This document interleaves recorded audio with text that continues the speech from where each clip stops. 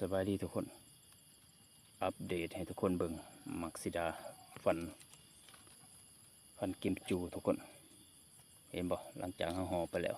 ถ้าบ่ห่อนี่โอกาสเน่าไม่สูงทุกคนถ้าห่อแล้วมันก็จะแมงไหมต่างๆหรือว่าเพีย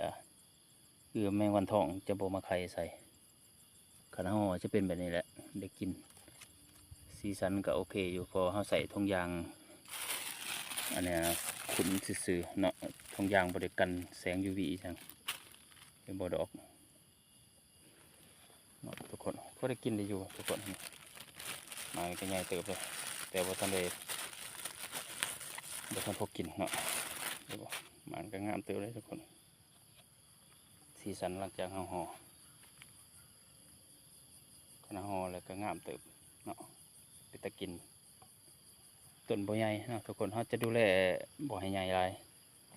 จะตกแต่งมันตลอดนะทุกคนอัปเดตให้เบิ่งซ้ำนี้ทุกคนโอเคเจอกันคลิปหน้าทุกคน